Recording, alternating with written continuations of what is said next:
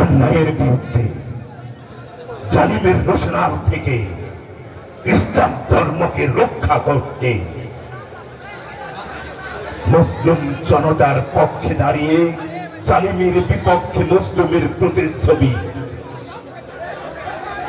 বাংলার জমিনে ইসলামকে রক্ষায় অকুত ভয় নির্ভীক সৈনিক মাওলানা রফিকুল ইসলাম মাদানী, হাজী শরীয়তুল্লাহ মীর নিসার আলী তিতুমীর, কারামত আলী জনপুরি, মুজাদ্দেদ আল ফেসানি, বাংলার জাতীয় কবি কাজী নজরুলের প্রতিচ্ছবি মাওলানা রফিকুল ইসলাম মাদানী।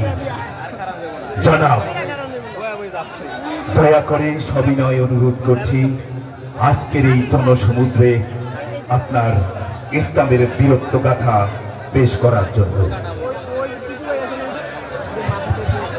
আসসালামু আলাইকুম ওয়া রাহমাতুল্লাহি ওয়া বারাকাতুহু।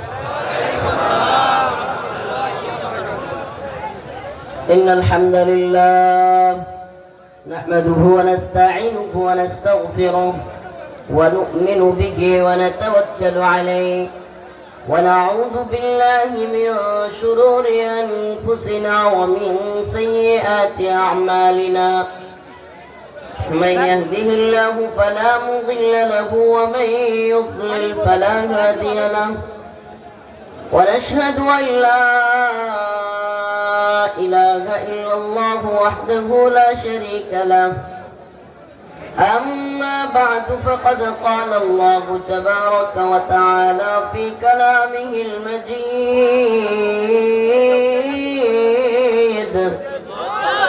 وفرقانه الحميد. أعوذ بالله من الشيطان الرجيم. بسم الله الرحمن الرحيم.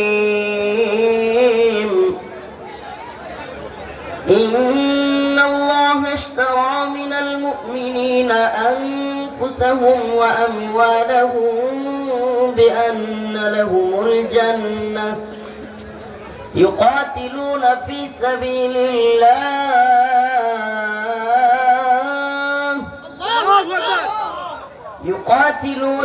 سبيل الله فيقتلون ويقتلون وعدا عليه حقا في التوراة والإنجيل والقرآن.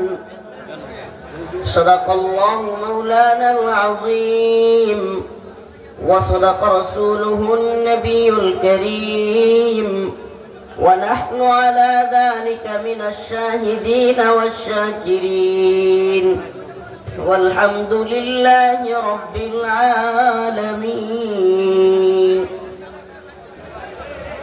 সকলে একটু দুরূদ শরীফ পড়ি। আল্লাহুম্মা সাল্লি আলা محمد وعلى آل محمد كما صليت على إبراهيم وعلى آل إبراهيم إنك حميد مجيد.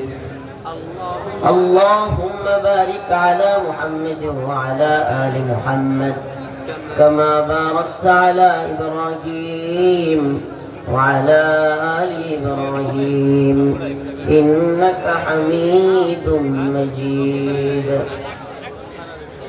চরমনপুরা বাইতুন নূর জামে মসজিদের উদ্যোগে আয়োজিত চরমনপুরা হাটুলিয়া গোসারহাট শরীয়তপুরের আজকের এই তাফসীরুল কোরআন মাহফিলের সম্মানিত উলামায়ে কেরাম, সম্মানিত অতিথিবৃন্দ,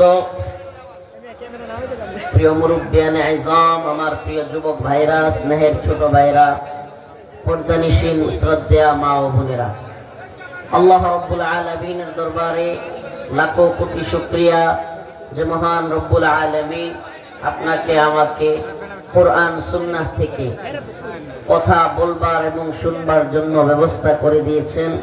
সেজন্য সকলেই অন্তরের অন্তঃস্থল থেকে কালিমাতু শুকর আদায় করে স্বতঃস্ফূর্ত আওয়াজ করে বলি আলহামদুলিল্লাহ। মঞ্চে উপবিষ্ট আছেন উলামায়ে কেরাম, বিশেষ করে আমার ভাই কারি মোহাম্মদ সাইদুল ইসলাম, আপনাদের এলাকার সন্তান, আদ্দিন ফাউন্ডেশনের বর্তমান আদ্দিন ফাউন্ডেশন মগবাজারে যেই আছে ওখানকার ইমাম এবং আদ্দিন ফাউন্ডেশনের চেয়ারম্যান মহিউদ্দিন আঙ্কেলের খুবই প্রিয় এবং আস্থাভাজন ইমাম, যিনি আসলে আজকে দাওয়াত করেছেন। তার কণ্ঠে একটু আগেই সুবহানাল্লাহ সুন্দর কণ্ঠে তিলাওয়াত শুনলাম। আমার এক ভাই খুব সুন্দর উপস্থাপনা করলেন। আল্লাহ পাক আমাদের সবাইকে এই যে তৌফিক দান করেছেন এই সুন্দর একটা মজমা করা, যেই তৌফিক আমাদের বিগত আমলে ছিল না। অনেক বাধা বিপত্তি, অনেক সমস্যায় পড়তে হইতো এই ধরনের সুন্দর আয়োজনের জন্য। আল্লাহ তাআলা আজকে সেই সমস্ত জালেমদেরকে হটায়া এই সমস্ত কোরআনের সুন্দর প্রোগ্রাম করবার তৌফিক দিয়েছেন, সেজন্য আবার বলি আলহামদুলিল্লাহ। তো এখন এক জালিম গেছে, আবার কেউ নতুন করে জালিম হওয়ার চিন্তা করিয়েন না। পিডানি 5 আগস্টের সময় দেখছেন, শিক্ষা যদি না নেন, নিজে পিডানি গায়ে হাফ প্যান্ট খুললে পরে শিক্ষা নিয়ে লাভ নাই।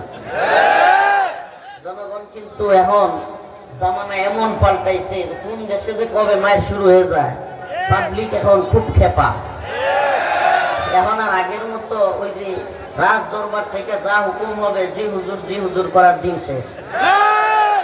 অতএব যদি ভালো না হন, আওয়ামী লীগের মতো জুলুম করার চিন্তা ভাবনা করেন, তাইলে মায়ের আওয়ামী লীগের মতো খাওয়ার জন্য রেডি থাকেন।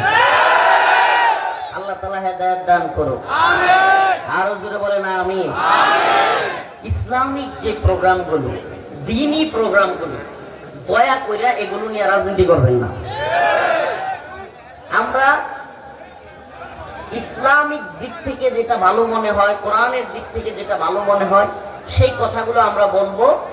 এর দ্বারা আপনার মধ্যে যদি কোনো সমস্যা থাকে, এমনকি আমার মধ্যেও যদি সমস্যা থাকে, আমরা সকলেই শুধরায়া যাব। কোরআন তো আসছেই নিজেকে এবং আমরা সকলে মিলে শুধরানোর জন্য, কি বলেন? এখন যদি নিজের মধ্যে সমস্যা, নিজের মধ্যে ঝামেলা, এখন নিজে সংশোধন না হইয়া উলামায়ে কেরামের মুখে লাগাম দিতে যায়, মলম লাগাইতে যায়, এটা কি হইল? মলম আপনার গায়ে সমস্যা থাকলে, আপনার মধ্যে সমস্যা থাকলে মলমটা আপনার গায়ে লাগান। সুবহানাল্লাহ। কোরআনের মলম লাগান। কোরআন যে কথা বলছে, যে মেসেজ কোরআন দিতে চায়, ওই কথাগুলো আপনি নিজের মধ্যে নেন, দেখবেন সুবহানাল্লাহ হুজুরদের কথা তিতা লাগবে না, মিষ্টি লাগবে। আল্লাহ তাআলা বুঝার এবং আমল করার তৌফিক দান করুন। ওই হুল্লোড় করবেন না। এই মিডিয়াগুলো দরকার আছে। সুবহানাল্লাহ। আমাদের এই ছোট্ট মিডিয়া, এখন তো মেইনস্ট্রিম মিডিয়া তো তাগুতের দালাল, ভারতের দালালি করে। মেইনস্ট্রিম মিডিয়া যেটা টিভি চ্যানেল কিংবা এগুলো এখনো ভারতের দালাল। তো আমাদের কথাগুলো মোদি পর্যন্ত, হাসিনা পর্যন্ত, কিংবা এই ট্রাম্প পাগলা কাজ করতেছে পৌঁছার জন্য একটা সিস্টেম তো লাগবে। এটাই হলো সেই সিস্টেম।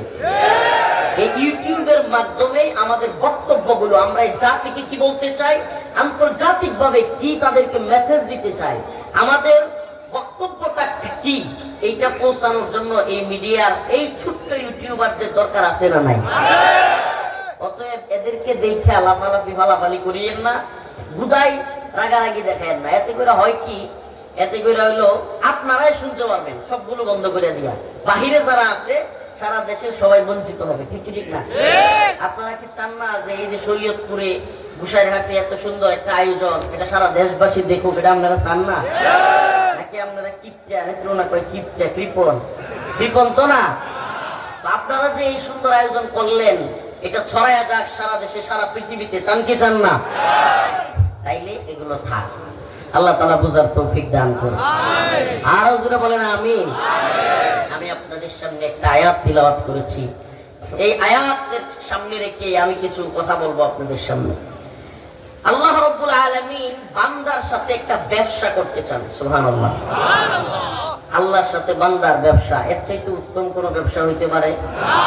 ইন্নাল্লাহ ইশতারা মিনাল মুমিনিন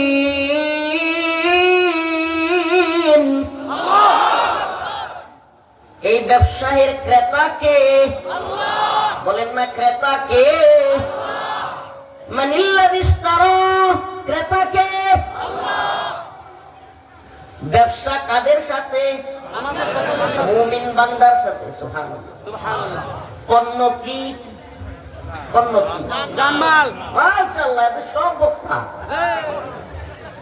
ইন্নাল্লাহ ইশতারা মিনাল মুমিনিন।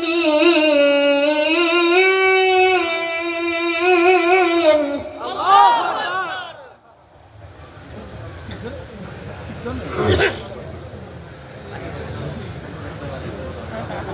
ইন্নাল্লাহ ইশতারা মিনাল মুমিনিনা আনফুসাহুম ওয়া আমওয়ালাহুম। পণ্য হলো জান আর মাল। পণ্য কি? এই পণ্য আল্লাহ চান। কে চান? যদি আপনি এই পণ্য দিতে রাজি হন, আল্লাহ বলেন বিনিময়ে ক্রেতাকে, বিক্রেতা কারা? আমরা বান্দারা। মুমিনরা। পণ্য আলহামদুলিল্লাহ আমরা ইমানদার, নিজের এতটুকু দাবি তো করতেই পারি। কি কর? জি। আল্লাহ যদি মাফ করে দেয় আমরা কি? ইমানদার। ক্রেতাকে, বিক্রেতা ইমানদাররা আমরা। যারা মুসলমান ইমান রাখি কার উপর? আল্লাহর উপর। পণ্য কি? জান এবং মাল। যদি জান এবং মাল দেই বিক্রেতা হিসাবে আমরা, ক্রেতা কি দিবে?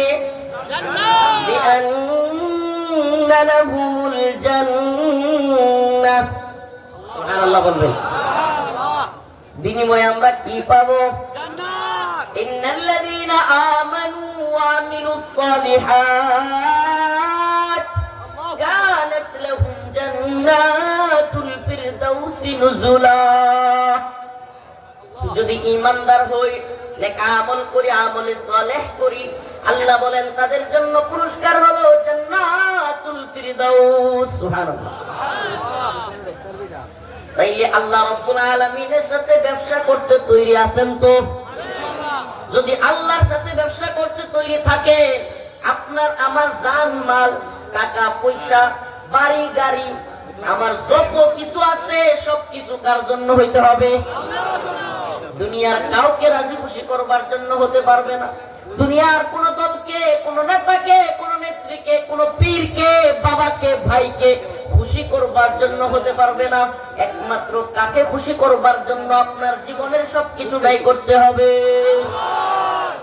قل إن صلاتي ونسكي ومحياي ومماتي لله رب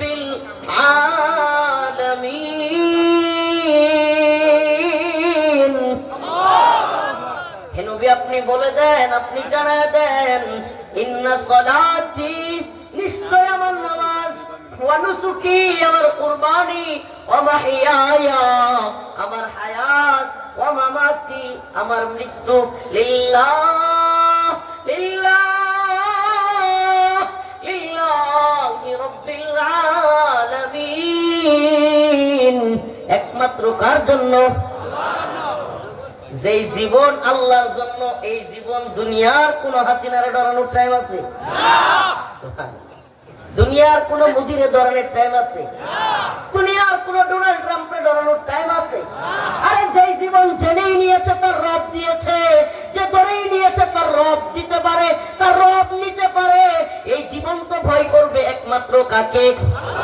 কারণ সে জানে এই তথাকথিত দুনিয়ার চিল্লা চিল্লি, দুনিয়ার যারা পাওয়ারফুল তারা বলে সুপার পাওয়ার। তারা কি কয়?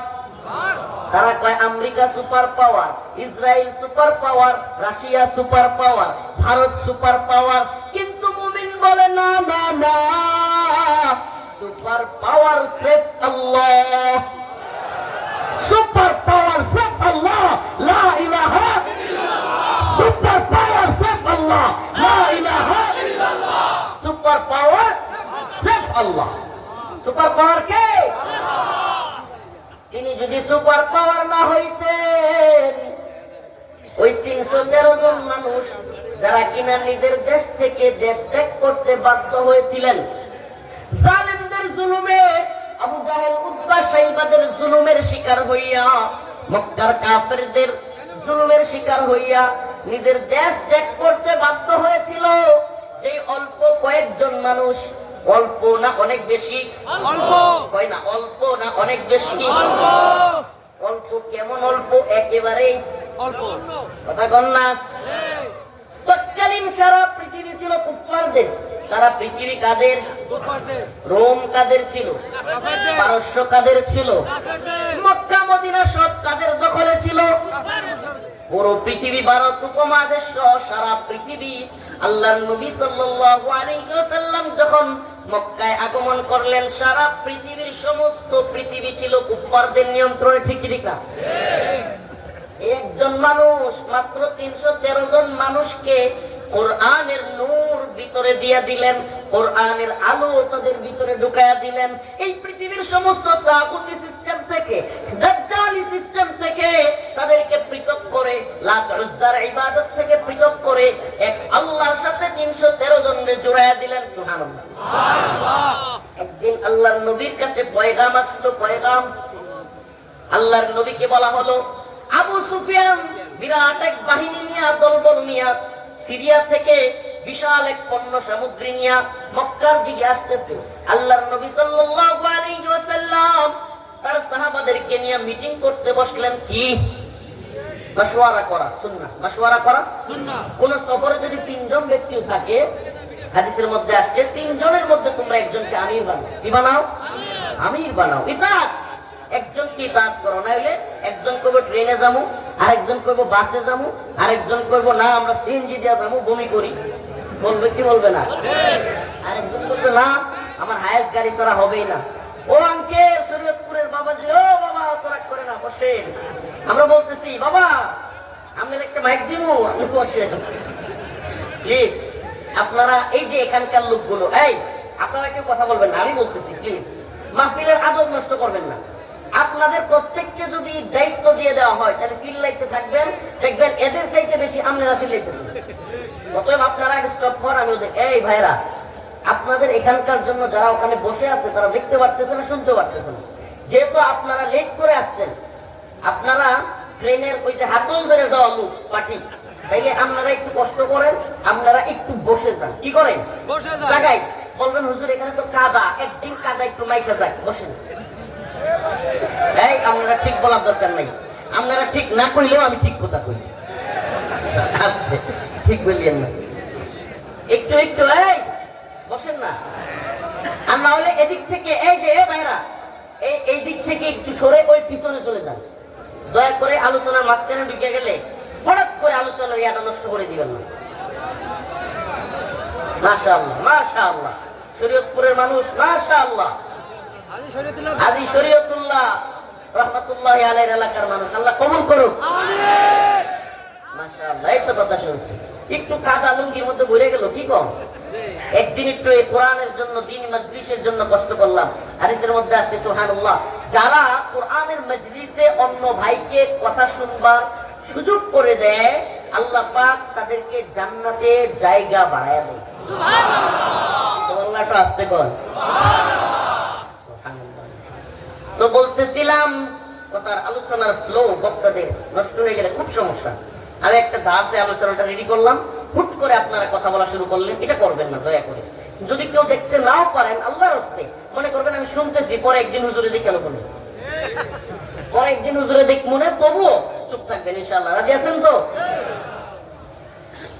তো আল্লাহর রাসূল সাল্লাল্লাহু আলাইহি ওয়াসাল্লামের কাছে সংবাদ আসলো, খেয়াল আছে, যে মক্কার দিকে সিরিয়া থেকে এক বিশাল কাফেলা নিয়ে ঢুকতেছে। এই ঘটনাটা কেন বলতেছি, আজকে আমার এই আয়াতের আলোচনার সাথে সম্পৃক্ত আরেকটা বিশেষ ইন্টারেস্টিং বিষয় আছে। সেটা হলো, আমাকে যখন আমার বাড়ি থেকে, নেত্রকোনা থেকে র‍্যাব 1 উত্তরায় নিয়ে আসে দইরা, রাতের অন্ধকারে কালো কাপড় টাপড় লাগাইয়া পিছনে হাতটা ইয়া কইরা, মানে শীর্ষ এক সন্ত্রাসী আমরা, বুঝলেন না? আল্লাহ এদেরকে হেদায়েত দান করুক। পিছনে এইভাবে দিয়ে তারপর কাপড় চোপড় দিয়ে নিয়ে আসলো। এখন একের পর এক জিজ্ঞাসাবাদ আর জিজ্ঞাসাবাদ। এই একজন অফিসার আসে, এই তারপরে আরেকটু পরে আরেকজন আসে, এইভাবে জিজ্ঞাসাবাদ করতেছে।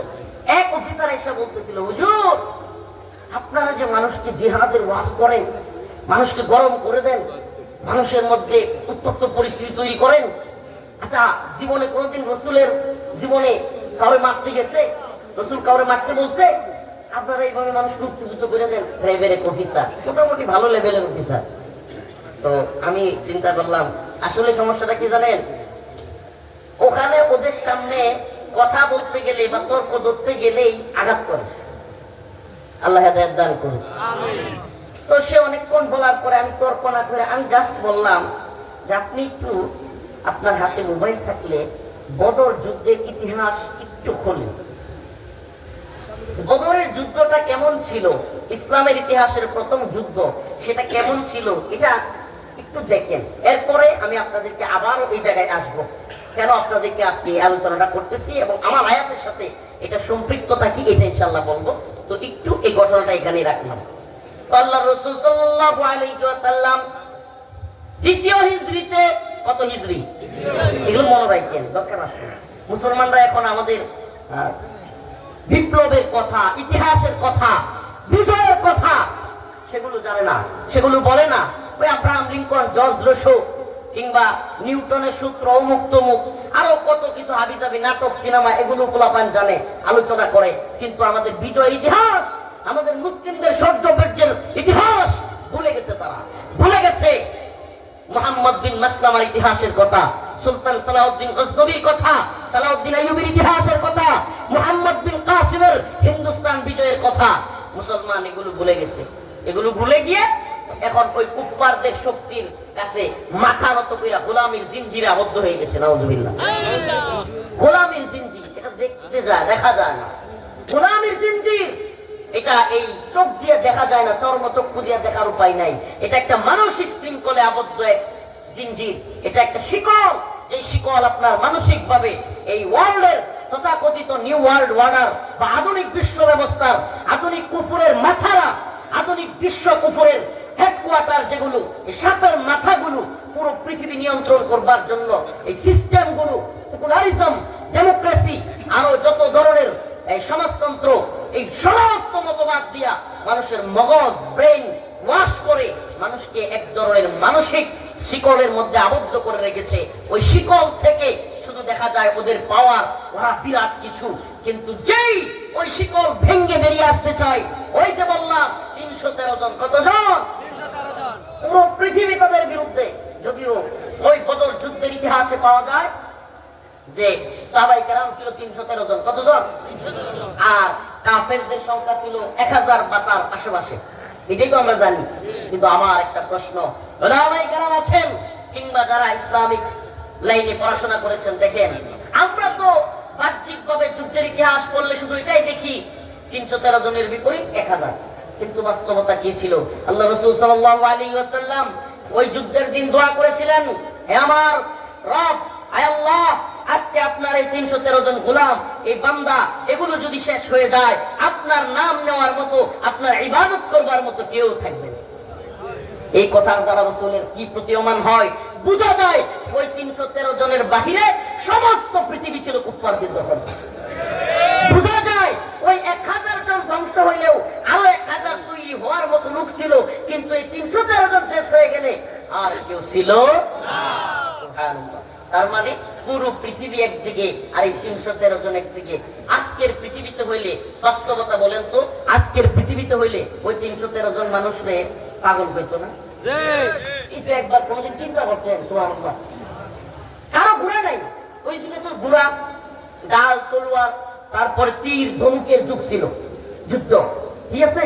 সর্বোচ্চ মিনজানিক, মিনজানিকটাও অ্যাভেলেবল না। মিনজানিক কি?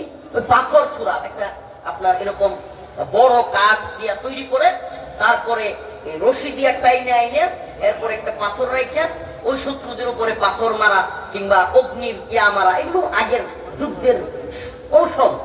আমাকে বলেন, এই 313 জনের হাদিসের কথা, কারো কাছে তলোয়ার ছিল না, কারো কাছে ধনুক ছিল না, কারো কাছে তীর ছিল না। সুবহানাল্লাহ। মানে সবার কাছে ছিল না এরকম না, কিন্তু কারো কারো কাছে ছিল না। এরপরে এই 313 জন মানুষ কি করলেন? সুবহানাল্লাহ। এটাই কোরআনের মুজিজা, আল্লাহর মুজিজা। আল্লাহ পাক যে সব পারেন।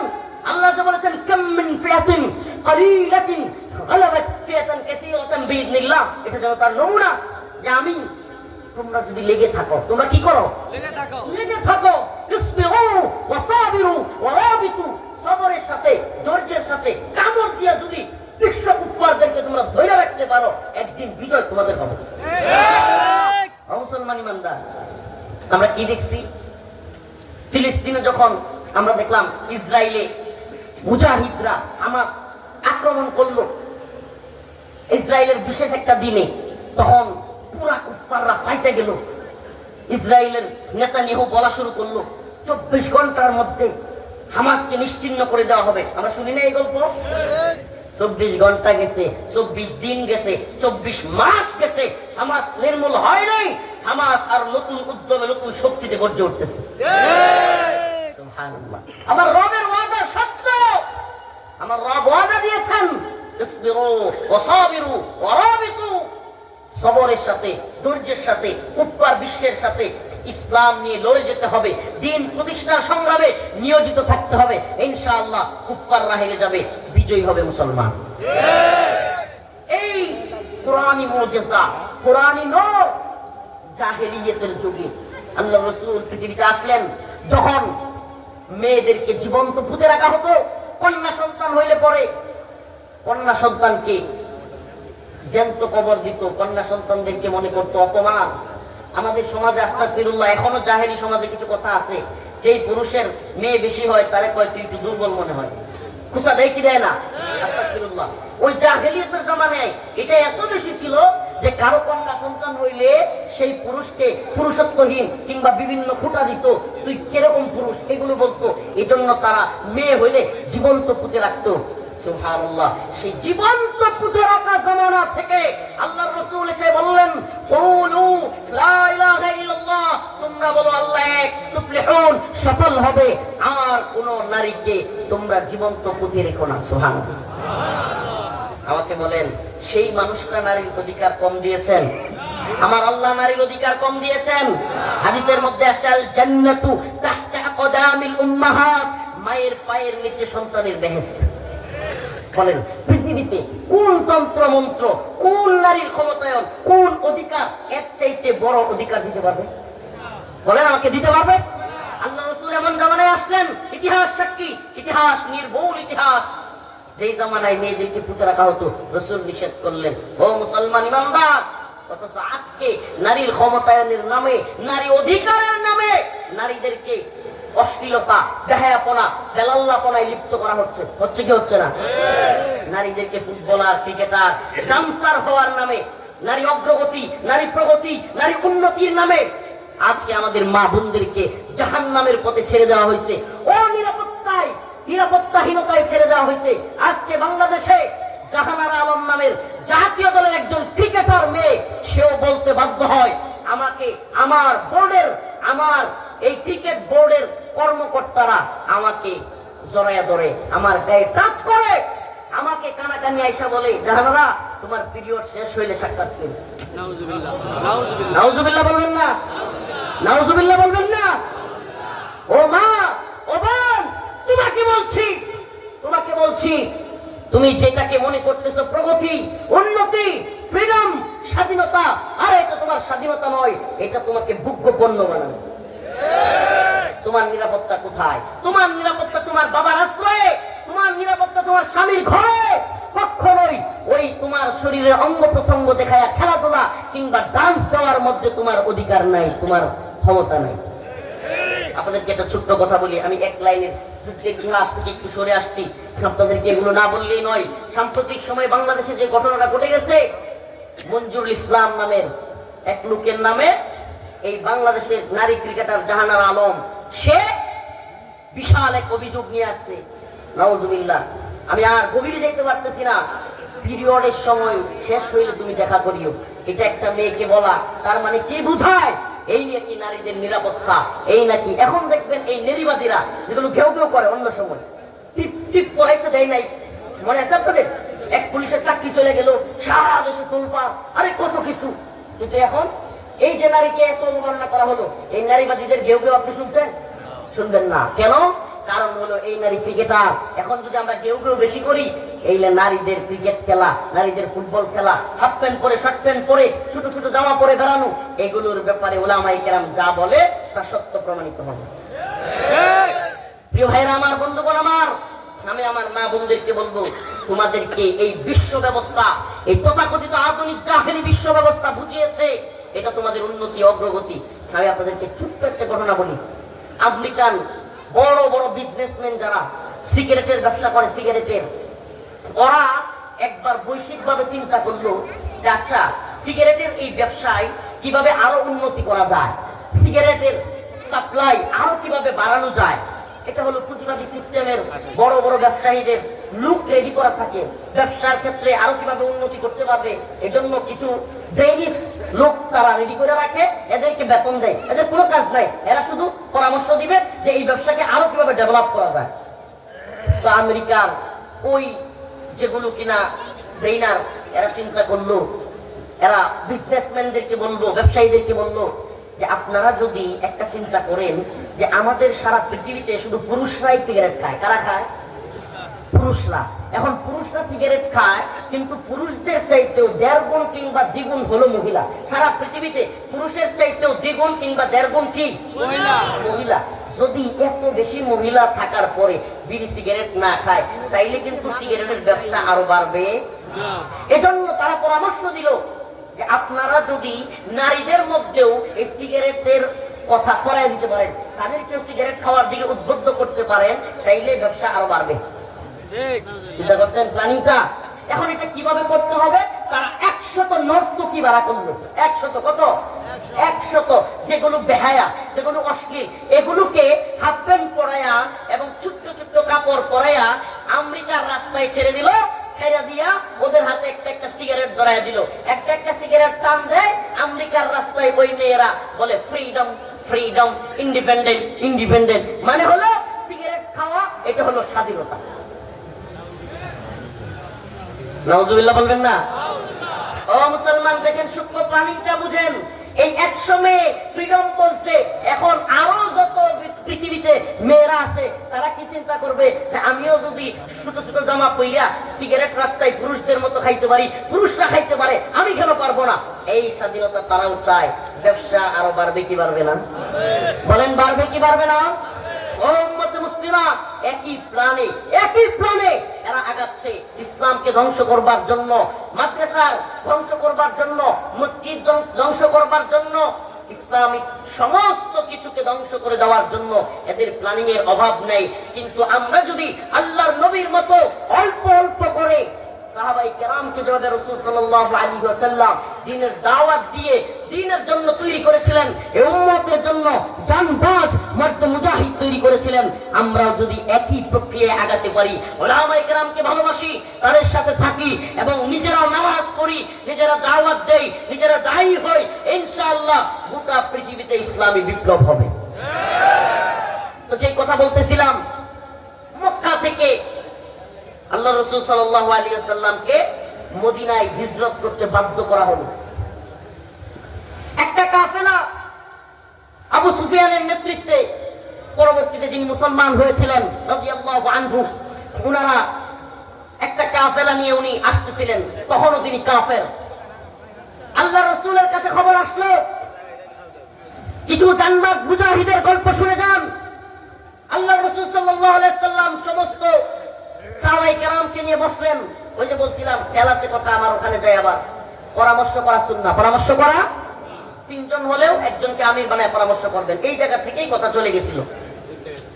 আল্লাহ রাসূল সাল্লাল্লাহু আলাইহি ওয়াসাল্লাম যখন সাহাবায়ে কেরামদেরকে ডাকলেন, আল্লাহ রাসূল বেশি বেশি আনসারদের দিকে ইঙ্গিত করে কথা বলতেছিলেন। আনসার সাহাবী, সাহাবীরা 2 রকম ছিলেন, আনসার মুহাজির। আনসার মুহাজির। মুহাজির কারা? আমি জানি ইসলামের আলোচনা যারা বুঝেন বা আলেম হুজুররা আছেন, ওনারা তো অবশ্যই এগুলো বুঝেন, বাকি ইসলামিক লাইনে পড়াশোনা আছে তারাও বুঝেন, কিন্তু সাধারণ শ্রোতা থাকে অনেকে বুঝে না। এই জন্য আনসার এবং মুহাজির একটু আমি আলোকপাত করতে চাই। আনসার হলো, মুহাজির হলো কারা? আল্লাহ রাসূল সাল্লাল্লাহু আলাইহি ওয়াসাল্লাম মক্কায় আবু জাহেল, উতবা, শাইবা কিংবা কুফফারদের অত্যাচারে, নির্যাতনে, নিপীড়নে অতিষ্ঠ হয়ে হযরত বিলাল হায় হায় কি কষ্টের মধ্য দিয়ে গেলেন, খুবাইব, খাব্বাব রাদিয়াল্লাহু আনহু সকলেই যখন নির্যাতিত, আল্লাহর পক্ষ থেকে আদেশ আসলো, হে আমার হাবিব, হে আমার রাসূল, আপনি মক্কা থেকে মদিনায় হিজরত করেন। তখন যে সমস্ত সাহাবায়ে কেরাম আল্লাহর নবীর সাথে মক্কা ছেড়ে দিয়ে মদিনায় চলে গিয়েছিলেন তাদেরকে বলা হয় মুহাজির, তাদেরকে বলা হয় হিজরতকারী। আর যারা মদিনায় থেকে ইসলাম কবুল করেছিলেন এবং আল্লাহ রাসূলের কথাই তিনারা বলেছিলেন, হে আমাদের প্রিয় হাবিব, আপনাকে আমরা আশ্রয় দিব, আপনার সাথীদেরকে আশ্রয় দিব, আমরা আপনাদের নিরাপত্তার ব্যবস্থা করব এবং আপনাদের সকলের খাওয়া দাওয়া থাকার ব্যবস্থা করব। এই সাহায্যটা যারা করেছিল তাদেরকে বলা হয় আনসার। তাদেরকে কি বলা হয় বলেন, তাদেরকে কি বলা হয়? আনসার। এইবার আল্লাহর রাসূল আনসার সাহাবীদের দিকে খেয়াল করে কথাগুলো বলতেছিলেন। আনসারদের মধ্য থেকে এক সাহাবী হযরত মিকদাদ রাদিয়াল্লাহু আনহু দাঁড়ায় গেলেন, বললেন, ইয়া রাসূলুল্লাহ, ইয়া হাবিবাল্লাহ, আমরা আপনাদের মানসা বুঝে গেছি, আমরা আপনাদের মানসা বুঝে গেছি। ইয়া রাসূলুল্লাহ, আনসাররা তৈরি আছে, আপনার সামনেও আনসাররা থাকবে, আপনার পিছনে আনসাররা থাকবে, আপনার ডাইনে আনসাররা থাকবে, আপনার বামেও আনসার সাহাবীরা থাকবে। সুবহানাল্লাহ। হযরত সাদ রাদিয়াল্লাহু আনহু উঠে দাঁড়ালেন, বললেন, ইয়া রাসূলুল্লাহ, ইয়া হাবিবাল্লাহ, আমরা বনি ইসরাইলের মতো আপনাকে বলবো না। মুসা আলাইহিস সালামকে বনি ইসরাইল যে কথা বলেছিল যে তুমি তোমার আল্লাহরে নিয়ে যুদ্ধ করো, নাউযুবিল্লাহ, আমরা ঘরে বসে থাকবো, আমরা এই কথা আপনাকে বলবো না, বরং আমরা তো বলি, আপনি হয়তো মনে করতেছেন যে আমরা আনসাররা আপনাদেরকে মদিনায় আনছি, হিজরত করে আসছেন, এখানে আপনাদেরকে বাসস্থান দিব, এখানে আপনাদেরকে নিরাপত্তা খাওয়া দাওয়ার ব্যবস্থা করব, কিন্তু বাহিরে যদি কোনো জায়গায় আমাদেরকে নিতে চান আমরা হয়তো যাব না। ইয়া রাসূলুল্লাহ, এটা আপনি চিন্তাও করবেন না, আমি সাহাব নই, এই সমস্ত আনসার সাহাবারা আপনার এক কথাই, আপনার ঘোড়াটা যদি নদীতে ঝাঁপ দেয়, বিনা কথাই এদিক সেদিক তাকাতাকি বাদ দিয়ে সাদ সহ সমস্ত আনসারদের ঘোড়াগুলো নদীতে ঝাঁপিয়ে পড়বে। সুবহানাল্লাহ। উম্মতের এই অল্প সংখ্যক জানবাজ মুজাহিদ পুরো পৃথিবী চেঞ্জ করে দিচ্ছে, পুরো পৃথিবী চেঞ্জ করে দিচ্ছে। মক্কায় মদিনায় 313 জন যখন বলতো রোম বিজয়ী হবে, পারস্য বিজয়ী হবে, বর্তমান রোম, ইতালি, তৎকালীন সুপার পাওয়ার, এগুলো পরাজিত হবে এবং আল্লাহর রাসূল বিজয়ী হবে, মুসলমানরা বিজয়ী হবে, বর্তমান মুনাফিকদের মতো ওই সময়ের মুনাফিকরা হাসতো। কি করতো? হাসতো। ওইটা এরা কয় কি, সেটা চাল বাকল নাই, খেজুর পাইরা খায়, এই মাঝে মাঝে খাই কেউ পায় না, ঠিক মতো অস্ত্র নেই, এরা নাকি রোম বিজয় করবে, এরা নাকি পারস্য বিজয় করবে। আল্লাহ বলেছিলেন, আলিফ লাম মিম গুলিবাতির রূম। আল্লাহ পাক রোমের বিজয়ের সংবাদ দিয়েছিলেন, কিন্তু মক্কার মুনাফিকরা এগুলো নিয়ে হাস্যরস করত। আজকের বর্তমান পৃথিবীর মুনাফিকরাও উলামায়ে কেরাম যখন বলে, আমরা যখন বলি আসসাইনু লানা ওয়াল আরাবু লানা ওয়াল হিন্দু লানা ওয়াল কুল্লু লানা, ওই আরব আমাদের, ওই চীন আমাদের, ওই রাশিয়া আমাদের, এই ভারত আমাদের, এই পুরো পৃথিবী আমাদের, আমরা আমেরিকার গোলামি করি না, ভারতের গোলামি করি না, ইনশাআল্লাহ অচিরেই পুরো পৃথিবী আবার মুসলিম উম্মার এক পতাকা তলে, কালেমার পতাকা তলে আসবে, পুরো পৃথিবী বিজয়ী হবে এবং কাফেরদেরকে জিজিয়া দিয়ে এই পৃথিবীতে থাকতে হবে ইনশাআল্লাহ।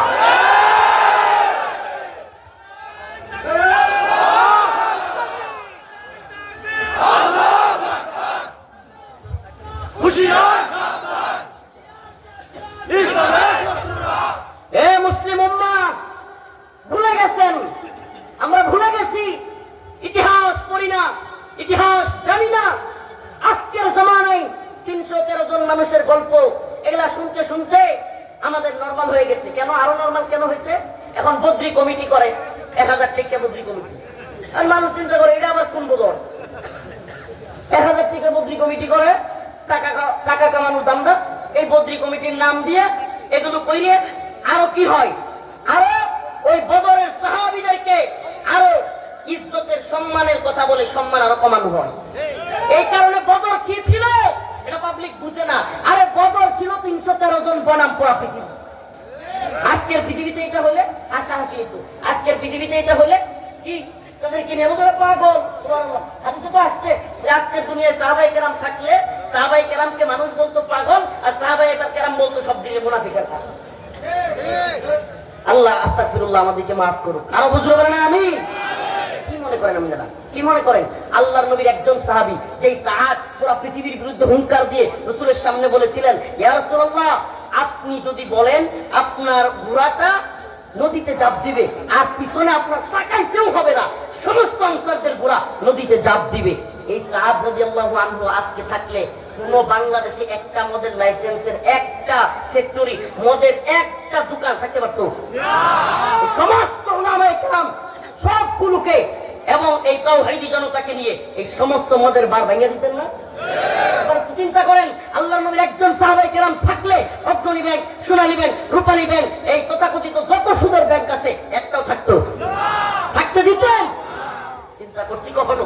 অথচ সাহাবাওয়ালা ইমানের কথা বলি, সাহাবাওয়ালা ইসলামের কথা বলি, কিন্তু মৌলিক ভাবে ইসলামের ওই বোধ, এই দৌলতদিয়া পতিতালয়, আরো যত পতিতালয় আছে, একটা পতিতালয় বাংলাদেশে থাকতে পারতো, পৃথিবীতে থাকতে পারতো? তো সাহাবাওয়ালা ঈমান যদি থাকে, হযরত সাআদ রাশিদিন কি করেছিলেন? সুবহানাল্লাহি ওয়া বিহামদিহি, আল্লাহর রাসূলকে শুধু বলেন নাই, সোনার আল্লাহর নবীর সাথে গিয়েছেন। এর মধ্যেই আবু সুফিয়ানের কাছে খবর পৌঁছে গেছে যে আমরা যে কাফেলা নিয়ে যাচ্ছি, এই কাফেলা অ্যাটাক করবার জন্য মুহাম্মদ তার বাহিনী নিয়ে আসতেছে সাল্লাল্লাহু আলাইহি ওয়াসাল্লাম। আবু সুফিয়ান এই খবর জেনে সেও গোয়েন্দা মারফতে মক্কায় খবর পাঠিয়ে দিল আবু জাহেলের কাছে, আবু জাহেল, আমাদের উপর অ্যাটাক করবার জন্য আমাদের এই পণ্যের এত বড় কাফেলা দেখেন। সুবহানাল্লাহ, আমি কিভাবে বললে বুঝবেন?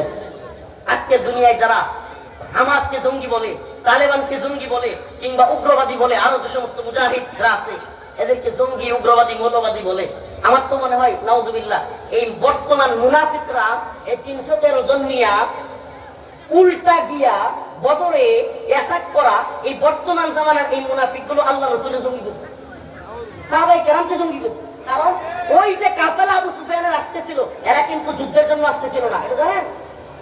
আমার কথা মনে বুঝাইতে পারতেছি না?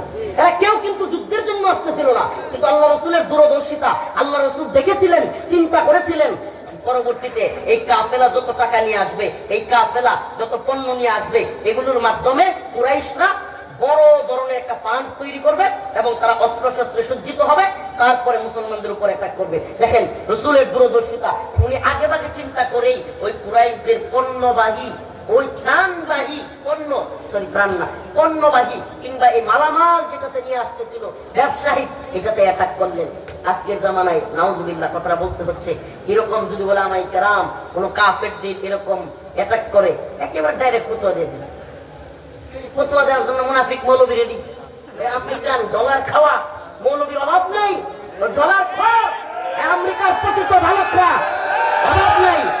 কিন্তু চিন্তা করেন 313 জন মানুষ খুব নাজুক সময় মক্কা থেকে বিদায় হয়ে মদিনায় চলে গেছেন, অথচ সাহস দেখেন, কামব্যাক দেখেন, কামব্যাকটা কি করলো? সুবহানাল্লাহ, 313 জন মানুষ নিয়ে 1000 অস্ত্র শস্ত্রে সজ্জিত বাহিনীর সাথে লড়াই করবার জন্য বদর 2 হিজরি 17 রমাদান মাসের 17 তারিখ, সুবহানাল্লাহ, বদর নামক প্রান্তরে মদিনা থেকে 80 কিলোমিটার দূরে বদরে, আলহামদুলিল্লাহ একবার উমরার সুবাদে বদরের পাশে যাওয়া হয়েছে। তো এই বদরের ময়দানে এক রক্তকয়ী যুদ্ধ অনুষ্ঠিত হলো। সুবহানাল্লাহি ওয়া বিহামদিহি, ইসলামের ইতিহাসের প্রথম যুদ্ধ। আল্লাহর কাছে রাসূল সাল্লাল্লাহু আলাইহি ওয়াসাল্লাম দোয়া করলেন, ইয়া রাসূল, ইয়া আল্লাহ, ইয়া হাবিব, আয় আমার প্রিয়, আয় আল্লাহ, আয় রব, আপনি এই 313 জন যদি না থাকে, আপনার এই গোলাম যদি গুলো না থাকে, আপনার এই বান্দাগুলো যদি না থাকে, আপনার নাম নেওয়ার মতো, আপনাকে ইবাদত করবার মতো কেউ থাকবে না। আয় রব, আপনি আমাদেরকে সাহায্য করেন। রবের পক্ষ থেকে ওয়াদা চলে আসলো, ইন্নাল্লাহা আশতারা মিনাল মুমিনিন,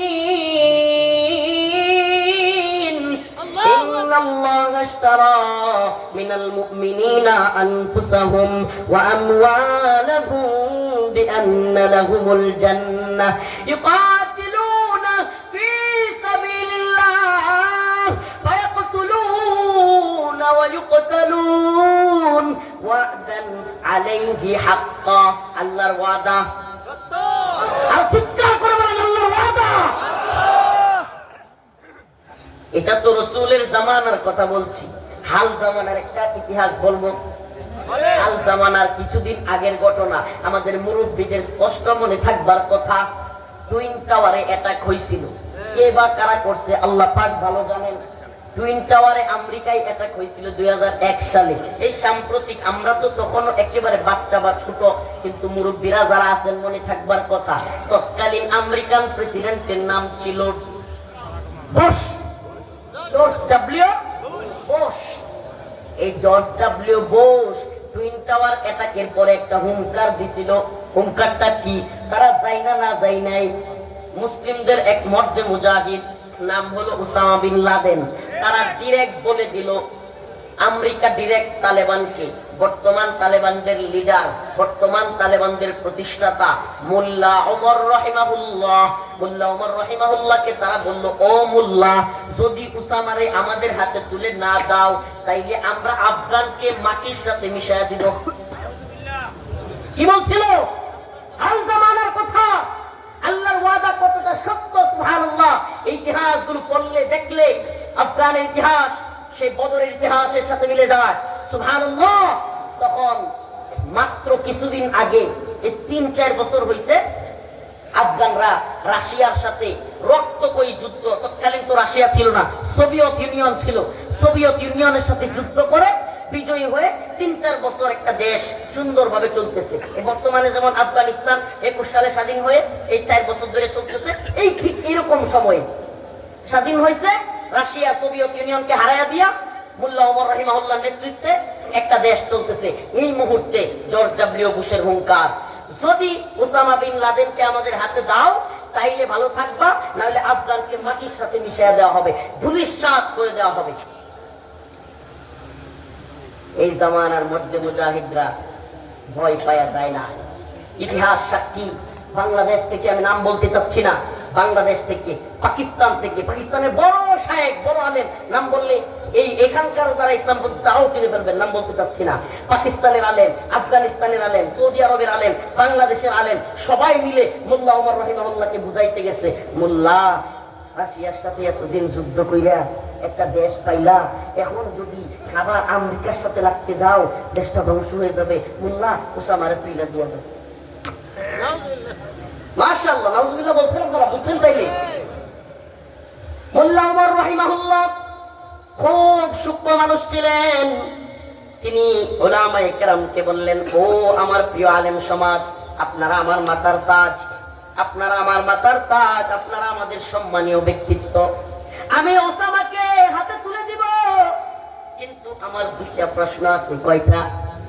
আমি ওসামারে আমেরিকার হাতে তুলে দিব, কিন্তু তার আগে আমাকে একটা ঘটনা দেখান, একটা হাদিস দেখান যেখানে আল্লাহর রাসূল কাফেরদের ভয়ে তার কোন হাবিব, তার কোন সাহাবীকে, তার কোন ভাইকে কাফেরদের ভয়ে, কাফেরদের হুমকির কারণে, ধমকির কারণে আল্লাহর রাসূল তার কোন ভাইকে কাফেরদের হাতে তুলে দিয়েছে। একটা ঘটনা দেখান।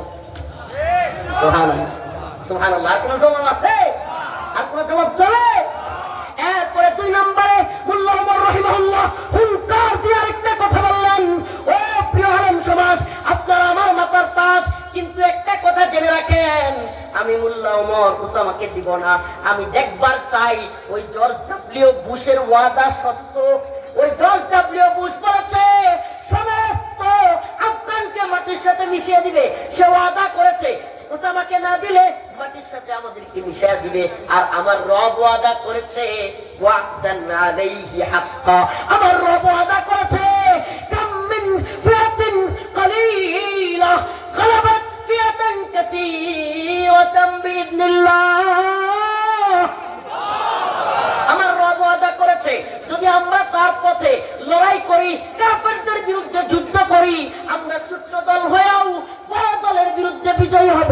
আমি মোল্লা ওমর দেখবার চাই ওই জর্জ ডব্লিউ বুশের ওয়াদা সত্য নাকি আমার রব্বে কাবার ওয়াদা সত্য।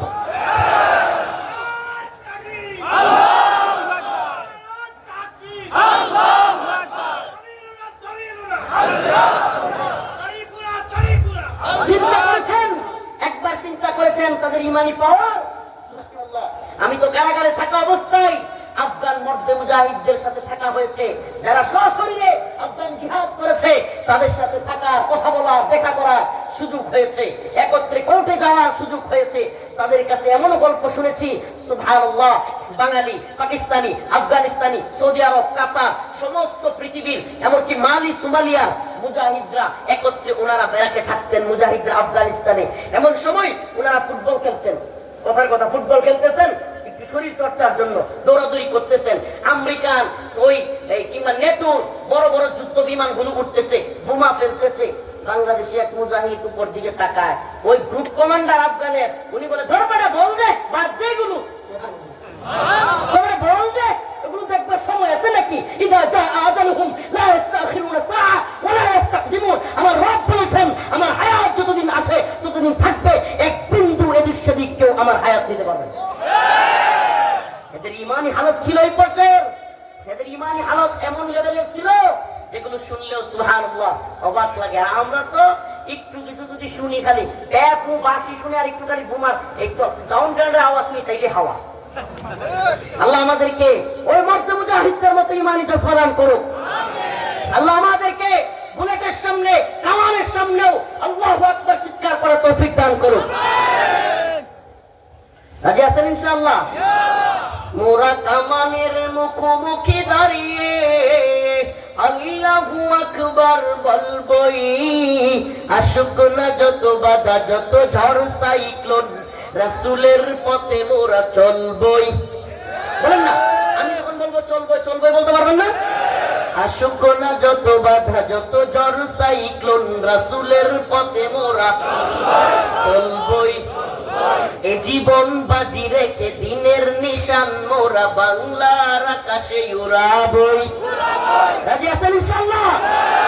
মোরা কামানের মুখোমুখি দাঁড়িয়ে আল্লাহু আকবার বলবই, আসুক না যত বাধা, যত ঝড় সাইক্লোন, জিহাদের পথে মোরা।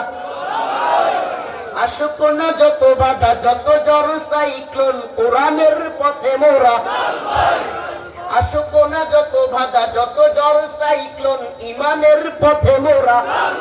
আসুক না যত বাধা, যত ঝড় সাইক্লোন, শাহাদাতের পথে মোরা। এ জীবন বাজি রেখে দিনের নিশান মোরা বাংলার আকাশে উড়াবই। রাজি আছেন ইনশাআল্লাহ? ওই মর্দে মুজাহিদ মোল্লা ওমর রাহিমাহুল্লাহ বলেছিলেন, আমি দেখবার চাই জর্জ ডব্লিউ বুশের ওয়াদা সত্য নাকি আমার রব্বে কাবার ওয়াদা সত্য। সুবহানাল্লাহ। হে মোল্লা ওমর রাহিমাহুল্লাহ, আপনি তো কবরে আপনার প্রিয় রবের সাথে মোলাকাতে, কিন্তু আপনি দেখে যাইতে পারেন নাই। আপনার উত্তরসূরিরা পুরো পৃথিবীতে দেখেছে। আমরা আপনাদেরকে আকাবির মনে করি, আপনাদেরকে অনুসরণ করি। আপনার উত্তরসূরি আমরা সারা পৃথিবীর উম্মতে মুসলিমা দেখেছে। জর্জ ডব্লিউ বুশের ওয়াদা মিথ্যা, আমার রব্বে কাবার ওয়াদা সত্য। এই আমেরিকান গালফ উত্তর বাহিনী তালেবানকে, যাদেরকে বলছিল জঙ্গি, মৌলবাদী, উগ্রবাদী, এদেরকে আমরা ধ্বংস করে দিব, এবার কাতারের দোহায় মিটিং এর মধ্যে, চুক্তির মধ্যে নতুন ডায়লগ দিছে। ওই না, তালেবান জঙ্গি, উগ্রবাদী, মৌলবাদী না, তালেবান হলো ফ্রিডম ফাইটার। তালেবান কি? তালেবান ফ্রিডম ফাইটার, স্বাধীনতা যোদ্ধা, তালেবান মুক্তিযোদ্ধা। সুবহানাল্লাহ। বোঝা যায় নরম থাকলে জঙ্গি, মার দিতে পারলে সঙ্গী। কি বোঝা যায়? নরম থাকলে কি জঙ্গি, আর মার দিতে পারলে সুবহানাল্লাহ। আমরা চাই ইনসাফ, আমরা চাই ন্যায়, আমরা চাই জুলুম অবসান হোক। কোন জালেম যদি জুলুম করবার লাগে হাতে অস্ত্র নিতে পারে, আমি কি ফিরানোর জন্য, ওই জালেমকে প্রতিহত করবার জন্য অস্ত্র নিতে পারবো না? কথা বলেন না কেন? বাজারের মধ্যে নাইট ওয়াচম্যান থাকে না? রাতের পাহারাদার থাকে কিনা, প্রহরী? আচ্ছা, রাতের প্রহরীদের হাতে অস্ত্র থাকে কি থাকে না? জীবনে কোনোদিন এই রাতের নাইট ওয়াচম্যান বা রাতের প্রহরী যারা আছে তাদের হাতে অস্ত্র থাকবার কারণে তাকে কেউ সন্ত্রাসী বলছে, জঙ্গি বলছে? সে হাতে অস্ত্র রাখলো, তাইলে এই লোকের জঙ্গি কইলো না, মৌলবাদী কইলো না কেন? বলেন না। সন্ত্রাসের হাতে অস্ত্র, ওই নাইট ওয়াচম্যান বা এই রাতের প্রহরীর হাতে অস্ত্র একই জিনিস, কিন্তু উনাকে মানুষ আরো খাওয়ায়, মানুষ বেতন দেয়, আরো বাহবা দেয় যে আপনি ঠিক মতো দোকানগুলো দেখে রাখেন। সুবহানাল্লাহ। আরে এই কাফের বিশ্ব, আমেরিকা, ইসরায়েল, এই শয়তানগুলো, ভারত, এরা তো এদের যুদ্ধাস্ত্র রাখে, মরণাস্ত্র রাখে মুসলমানদেরকে, নিরীহ বাচ্চাদেরকে হত্যা করবার জন্য, পৃথিবীতে দাজ্জালি সিস্টেম চালু করবার জন্য, পৃথিবীতে তাদের এই তথাকথিত তাগুতি সিস্টেমকে পুরো পৃথিবীতে শাসন করবার জন্য। আর আমরা জালেমদেরকে, এই দাজ্জালদেরকে প্রতিহত করবার জন্য যদি প্রয়োজন হয়, এই ভূখণ্ড রক্ষা করবার জন্য যদি প্রয়োজন হয়, ভারত যদি এদের দখল করতে আসে, প্রয়োজন হয়, মুসলিমরা অস্ত্র নিতে তৈরি আছেন তো ইনশাআল্লাহ? তৈরি আছেন তো ইনশাআল্লাহ?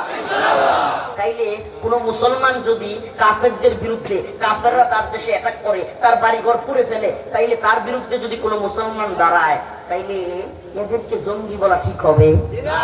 উগ্রবাদী বলা ঠিক হবে? প্রিয় ভাইরা আমার, বন্ধুগণ আমার, এই বিষয়টাই ব্রেন ওয়াশ করা হয় আমাদেরকে। আমরা কেন অস্ত্র নিব?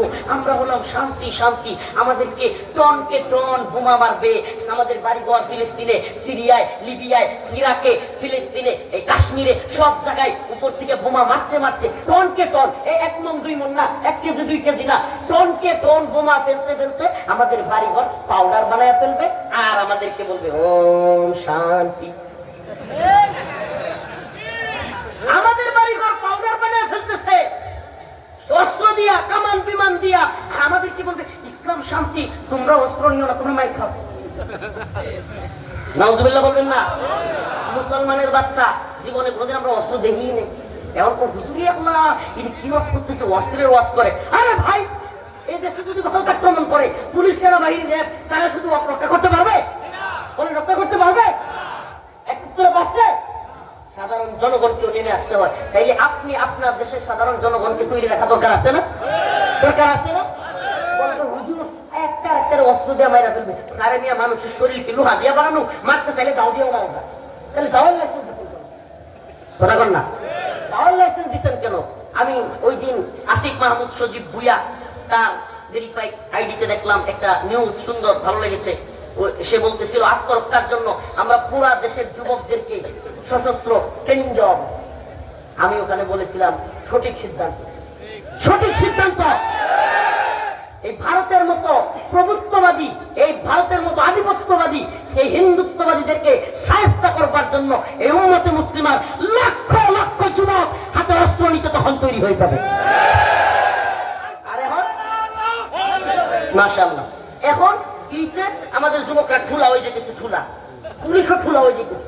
ট্রেনিং না থাকতে থাকতে এমন অবস্থা, আমাদের দেশে সশস্ত্র বাহিনী এগুলো দেখবেন, হাইরে এগুলোর পেট হয়ে গেছে। এগুলো কি যুদ্ধ করবো, কি দৌড়াইবো? আমরা বলেন না, আসার কিছু নাই। উম্মতে মুসলিমার তৈরি থাকতে হবে। মুসলিম যুবকের আবার এত বড় পেট হয় কেমনে? এরকম অবশ্যই নিজেকে তৈরি রাখতে হবে। ও মুসলমান বান্দা, আমরা নিজেদেরকে তৈরি রাখতে বলা কি বল? রাসূল সাল্লাল্লাহু আলাইহি ওয়াসাল্লাম তার সাহাবায়ে কেরামকে তৈরি করেন নাই? কাফেরদের বিরুদ্ধে উদ্বুদ্ধ করেন নাই? আমরা কি বলতেছি এখন যারা এদেশে মুসলিম আছেন তাদের বাড়ি ঘরে গিয়ে আক্রমণ করেন, এটা বলছি? এটা বলবো? আমরা এদেরকে বাড়ি ঘরে আক্রমণ করবার কথা বলি না, কিন্তু এইটাও মনে রাখেন, তারা মন্দিরে গিয়ে পাহারা দেন না, বন্ধু সাজেন না, পিরিত দেখান না। বিশ্বাস করেন, আল্লাহ না করুক ভারতের সাথে কখনো লাগলে এদের চেহারা কখন দেখুন। এটা আমার কথা নয়। ওয়ালান তারদা আনকাল ইয়াহুদ ওয়ালান নাসারা হাত্তা তাত্তাবিআ মিল্লাতাহুম। আল্লাহ বলছে এরা কখনো তোমাদের থেকে রাজি হবে না। আরে এই শত্রুতা তো তোমার আমার সাথে না, এই শত্রুতা হলো এদের ঈমানের সাথে। এই শত্রুতা তোমার আমার সাথে না, এই শত্রুতা কোরআনের সাথে। এরা আমার নবীকে মানে না, এরা আমার আল্লাহকে মানে না, এরা আমার কোরআন মানে না। এই জন্য আপনার আমার প্রতি শত্রুতা না। লাতাজিদান্না আশাদ্দান নাস আদাওয়াতান লিল্লাযিনা আমানুল ইয়াহুদ ওয়াল্লাযিনা আশরাকু। ইহুদি, খ্রিস্টান, মুশরিকরা মুসলমানদের শত্রু। এটা কে কয়? ইন্নামাল মুশরিকুনা নাজাস। আল্লাহ বলেন নাপাকি। এরা ইহুদি, খ্রিস্টান, মুশরিক, পত্তলিক, নাস্তিকবাদ, এরা প্রত্যেকেই ইসলামের শত্রু। কেন? কারণ এদের তো লেনজা কাটা। এরা জানে এদের দুনিয়া আখিরাতে কোনো দিন ধর্ম নাই। বিশ্বাস করেন, ইসলাম ব্যতীত অন্য ধর্মের লোকেরা ধর্মকে আসলে ওইভাবে ধর্মই মনে করে না। বিশ্বাসের জায়গা থেকে, পালনের জায়গা থেকে কোনো কিছুই মনে করে না। একমাত্র ইসলাম, ইন্নাদ-দীনা ইনদাল্লাহিল ইসলাম, একমাত্র গ্রহণযোগ্য মনোনীত ধর্মের নাম ইসলাম। আর আস্তে কর ইসলাম। ইয়াবতাগি গায়রাল ইসলামি দীনা ফালান ইউকবালা মিন, আল্লাহর কাছে অন্য সমস্ত দিন বাতিল। এটা আমার কথা না আল্লাহর কথা। এখন আপনি যদি আন্তধর্মীয় সংলাপে বসতে পারেন, আপনার ঈমান যাবে। আপনি যদি ইন্টারফেথ ষড়যন্ত্রের শিকার হন, আপনার ঈমান যাবে। সকল ধর্মই সঠিক আপনি বললে আপনার ঈমান যাবে। কিন্তু আপনার রব বলে দিয়েছে ওয়ামান ইয়াবতাগি গায়রাল ইসলামি দীনা ফালান ইউকবালা মিন, একটা সূরা আছে তো অন্য ধর্ম কোনটাই আমার কাছে গ্রহণযোগ্য না। কে কয় না?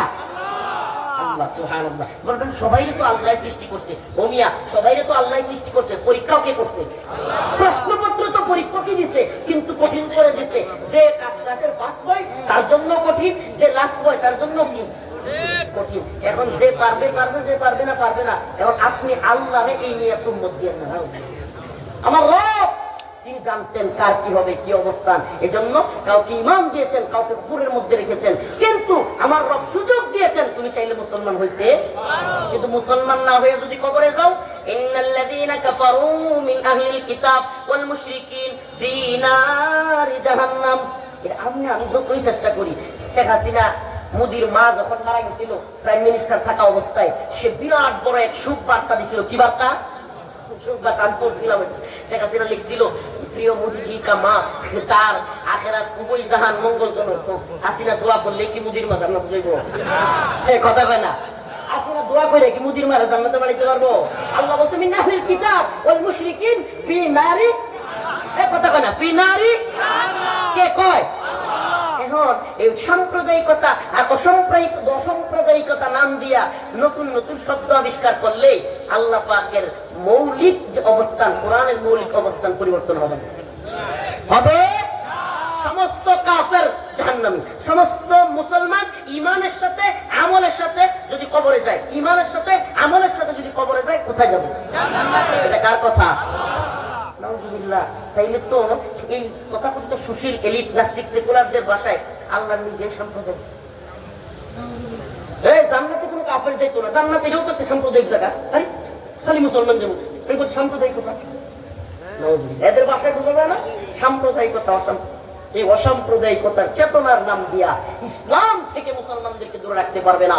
যেই চেতনায় আবু বকর, যেই চেতনায় হযরত ওমর, যেই চেতনায় খুবাইব খাব্বাব, যেই চেতনায় হযরত বিলাল, যেই চেতনায় সাদ রাদিয়াল্লাহু আনহুর মতো, যেই চেতনায় মিকদাদ রাদিয়াল্লাহু আনহুর মতো, যেই চেতনায় হযরত আলী রাদিয়াল্লাহু আনহুর মতো ঈমান আছে, সেই চেতনা বাঙালি চেতনার নাম দিয়া, মুজিববাদী চেতনার নাম দিয়া কোন চেতনার ট্যাবলেট খাওয়া সেই চেতনা থেকে ঈমানদারকে দূরে রাখতে পারবে।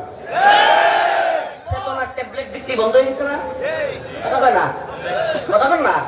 আরে না, চেতনার ট্যাবলেট বিক্রি বন্ধ হয়ে গেছে না। এই চেতনার ট্যাবলেট এখন বেঁচে যায় না, এটা মূল্য নাই। এই ট্যাবলেটের যদি মূল্য থাকতোই 16 বছর এই পুলিশের, র্যাবের, সেনাবাহিনীর এখানে বোল্ট লাগাইয়া শেখ মুজিবের ছবি, স্কুলে ভার্সিটিতে শেখ মুজিবের ছবি, টাকার মধ্যে শেখ মুজিবের ছবি, রাস্তার মোড়ে মোড়ে শেখ মুজিবের মূর্তি, এত কিছু কইরা 16 মিনিট যাইতে পারে নাই। চেতনা দইরা মাছ দিয়ে টান পল্লা হয়ে গেছে খানটা। কথা বল না, এত দিনের চেতনা 16 মিনিটে কি কথা বল না। তাহলে এই চেতনার ট্যাবলেট বাঙালি খায় না। এই তথাকথিত মুজিববাদী চেতনা, এই বাঙালি চেতনা, 71-এর চেতনা, এই চেতনার ট্যাবলেট বিক্রি করিয়েন না। পাকিস্তানি জালেমদের বিরুদ্ধে আমরা অবশ্যই ছিলাম, কিন্তু ভারতের কোন বয়ান বাঙালির মজকে ঢুকাইতে চাইলে এই বয়ান লাঠি মেরে দিল্লি পাঠিয়ে দেওয়া হবে। আল্লামা সাইদুর রাহিমাহুল্লাহর কথা মনে নাই? ওই যে সুবহানাল্লাহ, কত আগে বলতেন কথাগুলো, কত দূরদর্শী মানুষ ছিলেন, এত আগে বলেছিলেন কথাটা। কি যেইভাবে সরকার জনগণের বিরুদ্ধে যাচ্ছে, আলেমদের বিরুদ্ধে অবস্থান নিচ্ছ, এমন ফ্লাইং কিক মারবে বাংলার জনগণ, দিল্লিতে মামুর বাড়ি গিয়ে পড়বে। সুবহানাল্লাহ। উনি নাই, দেখে যাইতে পারেন নাই, কিন্তু মামুর বাড়ি গিয়ে পড়ছে কি পড়ে নাই? সুবহানাল্লাহ বলবেন না? এখন সেখান থেকে শয়তানি করে আমাদের দেশে ডাক্তার জাকির নায়ক, ইসলামিক একজন স্কলার, এত বড় একজন বিশ্ববিখ্যাত বরেণ্য ব্যক্তি, যার হাতে অসংখ্য সনাতন ধর্মাবলম্বী বিভিন্ন ধর্মের লোকেরা যার হাতে মুসলিম হয়েছে, সেই লোকটাকে আমরা না একটু চিৎকার চেঁচামেচি দিয়া, একটু জশবা দিয়া বয়ান করি। এই লোকটা তো আস্তে আস্তে কথা বলতো। যারা কয় হুজুর আস্তে আস্তে কথা বললেই তো এত ঝামেলা হইতো না, তাইলে জাকির না এত আস্তে আস্তে বলতো, এই বেচার হয়ে দেশ থেকে বাইরে এসে কেন? তার মানে সমস্যাটা আস্তে আর জোরের মধ্যে না, সমস্যাটা হলো ইমানের সাথে। সমস্যাটা কিসের সাথে? আসতে বলো তার জুড়ে বলো, যদি বুঝে উৎপাদনের ক্ষতি হইতেছে ওই লোককে দেশ ত্যাগ করতে হয়। শুধু দেশ ত্যাগ করাই ক্লান্ত হয় নাই, এই শয়তান ভারত, এই হিন্দুত্ববাদী তাগুতি শক্তি এখন ডক্টর জাকির নায়েককে বাংলাদেশে কিছু স্কলাররা, কিছু তার মুহিব্বিন, ওনার মুহিব্বিনরা ইনভাইট করেছে, দাওয়াত করেছে। এই মানুষগুলো এত আশা করে বাংলাদেশে ওনাকে আনার চেষ্টা করেছে। এই ভারতের পররাষ্ট্র মন্ত্রণালয় এই শয়তানের দল কুত্তার মতো গেউ গেউ শুরু করছে, বলা শুরু করছে জাকির নায়েক দেশে আসছে নাকি তারা, জাকির নায়েক হইল তাদের ভাষায় অপরাধী, নাউজুবিল্লাহ, তাকে তাদের হাতে তুলে দেওয়া হবে। মামুর বাড়ির আবদার, তাকে তাদের হাতে তুলে দিতে হবে। আমার প্রশ্ন, জাকির নায়েক ভারতের কোন মানুষকে আঘাত করে হত্যা করেছে? কোন জায়গায় ভারতে বোমা মেরেছে? কোন জায়গায় সন্ত্রাসী কার্যক্রম করেছে? কাকে মেরেছে? কাকে হত্যা করেছে? কাকে গুলি করেছে? কাকে ধর্ষণ করেছে? কাউকে রেপ করেছে? কিছুই করে নাই। তাইলে এই মানুষটা ভারতের চোখে অপরাধী, মানেটা কি? বোঝা গেল সমস্যাটা আমার আপনার সাথে না, সমস্যাটা রফিকুল ইসলাম মাদানির সাথে না, সমস্যাটা মুসলমানদের সাথে না, সমস্যাটা ইমানের সাথে। সমস্যাটা কাদের সাথে? ইমানের সাথে। আমরাও বলি, এরা বলেছে বাংলাদেশের সাথে বন্দী চুক্তি আছে, এই জন্য বাংলাদেশে কেউ ধরা পড়লে ভারতের হাতে দিতে হয়, ভারতের কেউ যদি বাংলাদেশের অপরাধী ধরা পড়ে তাকে বাংলাদেশের হাতে তুলে দেওয়া হয়। তাইলে আমরাও বলি, তোরা যদি এরকমই বলিস জাকির নায়েককে আমাদের হাতে তুলে দিতে হবে, আরে বেটা জাকির নায়েক আমাদের চোখের মণি, আমাদের সেরে তাজ, সে কোনো অপরাধী নয়। আর যেটা দিল্লির সেনাবাহিনী শত শত হাজার ছাত্রকে গুলি করে হত্যা করেছে, আলেমদেরকে কারাগারে নির্যাতন করেছে, আলেমদেরকে হত্যা করে বের করেছে, আলেমদের জানাজাতে পর্যন্ত পড়াইতে দেয় নাই, সে দিল্লির সেনাবাহিনী লেডি ফেরাউন হাসিনাকে আগে আমাদের হাতে তুলে দেয়। আমরা জাকির নায়েককে কি তুলে দিই?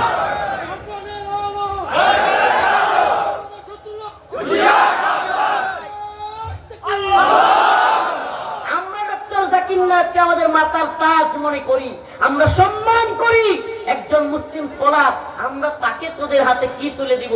উল্টা বন্দি বিনিময় চুক্তিতে আগে তোরা যেটারে দিয়ে গোলামি করাইতি ওইটারে তুলে দেব। আর অন্যথায় আমি এই দেশের প্রশাসনের যারা পররাষ্ট্র মন্ত্রণালয় এদেরকে ধিক্কার জানাই, এই গান্ডুগুলোকে ধিক্কারের ভাষায় বলতে চাই, আওয়ামী লীগ হাসিনার গোলামি, হাসিনা ভারতের গোলামি করেছে, আপনারাও যদি ভারতের গোলামি করেন, ডক্টর জাকির নায়েককে আসতে না দেন, দিল্লির গোলামদের পরিণতি হাসিনাদের মতোই হবে। আলেম ওলামারা হাসিনার সময়ও জুলুমের শিকার হইতো ভারতের কথায়, এখনো যদি জুলুমের শিকার হয় ইসলামপন্থীরা, এই সরকারের কোন পররাষ্ট্রমন্ত্রী যদি ভারতের সেবা দাস হয়, তাইলে এই রকম উপদেষ্টা আমাদের দরকার নেই। আমরা বছরের পর জেলে ছিলাম, বছরের পর বছর রিমান্ডে নির্যাতনে ছিলাম। আপনাদের এলাকার যে সন্তান, এই যে মিয়ানুদ্দিন পুবাই, পাশাপাশি রুমে প্রায় 2 বছর 2.5 বছর ছিলাম। এই যে এইভাবে একসাথে নামাজ পড়াইতাম, তাদেরকে একসাথে কোরআন পড়াইতাম, থাকতাম, একসাথে ছিলাম। আলহামদুলিল্লাহ। আরো যে সমস্ত আমাদের এই যে আমিরে জামাত ডক্টর শফিকুর রহমান সাহেব আমার পাশের বিল্ডিং সামনে ছিল, একবার আমাদের চোখের সামনে মাঝে মাঝে আমার জন্য খেজুর এটা সেটা হাদিয়া পাঠাইতেন। মিয়ানুদ্দিন পুবাই আমাকে রান্না করে কিনা খাইতেই দিতেন না, খাবারগুলো পাঠিয়ে দিতেন। আমিরে জামাত আমাদের রুমে খাবারগুলো পাঠাইতেন।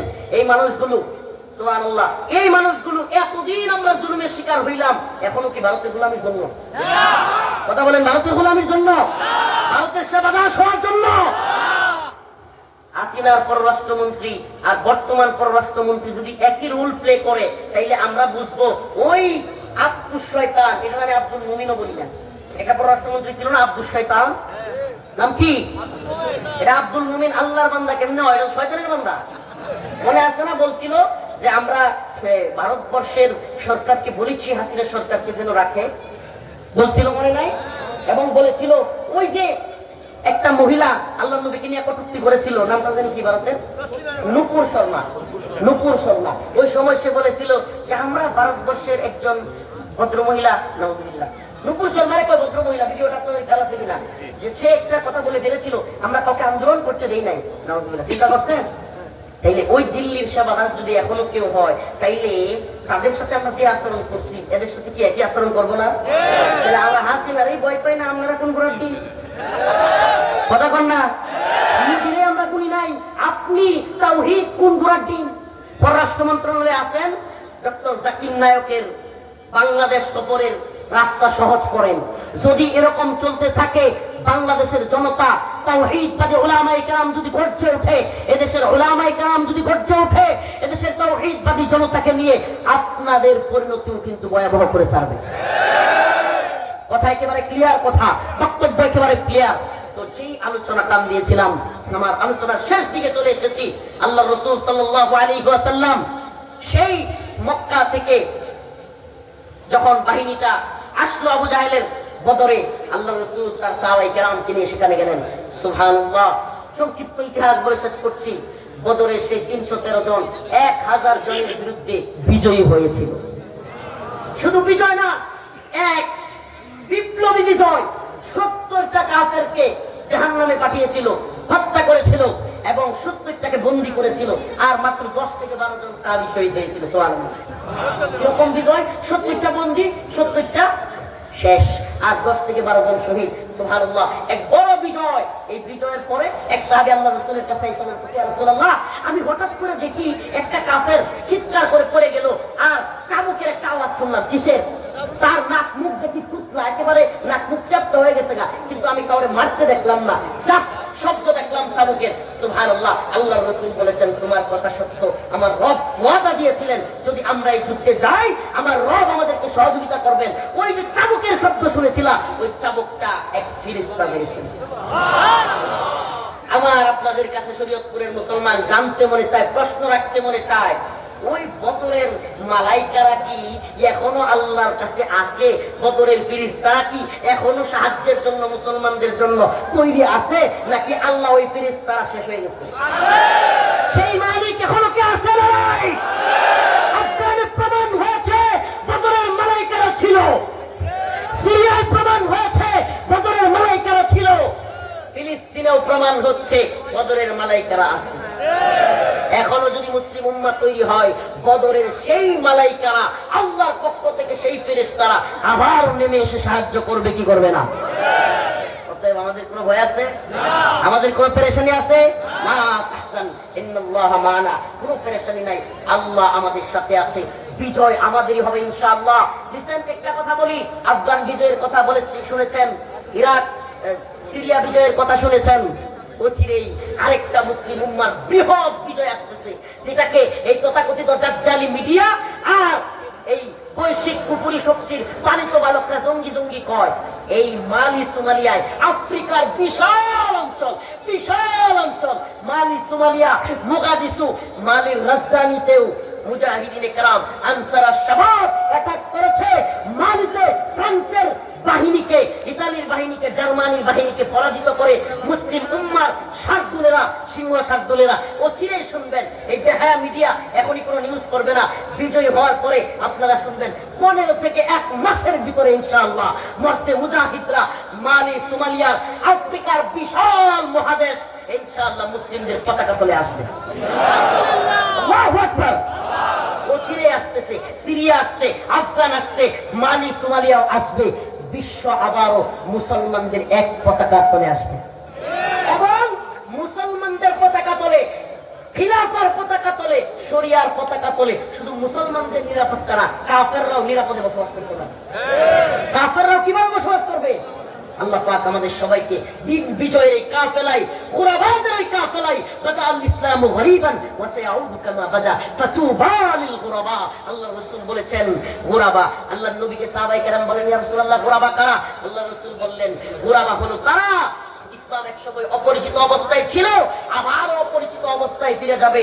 কেউ মৌলিক ইসলামকে আঁকড়ে ধরতে চাইবে না, কিন্তু সেই সময় কিছু মানুষ আল্লাযীনা ইসলিহুন ইযা ফাসাদান নাস, সমস্ত ফিতনা ফাসাদের বিরুদ্ধে গিয়ে এক আল্লাহর কথা, কোনো তন্ত্র মন্ত্রের কথা নয়, কোনো কুফরি সিস্টেমের কথা নয়, দাওয়া, ইরদাদ, জিহাদ, শাহাদাতের কথা বলবে। আল্লাহর রাসূল বললেন আল্লাযীনা ইসলিহুন ইযা ফাসাদান নাস, যারা সেই সময় সবাইকে সঠিক পথের আহ্বান করবে, তারাই হলো গুরাবা। নিজে সঠিক পথে চলবে, অন্যকে সঠিক পথের দাওয়াত দিয়ে। আজকের আলোচনা এখানেই শেষ করলাম। নাসরুম মিনাল্লাহ ওয়া ফাতহুন করিব ওয়া বাশশিরিল মুমিনিন। আসসালামু আলাইকুম ওয়া রাহমাতুল্লাহি ওয়া বারাকাতুহু।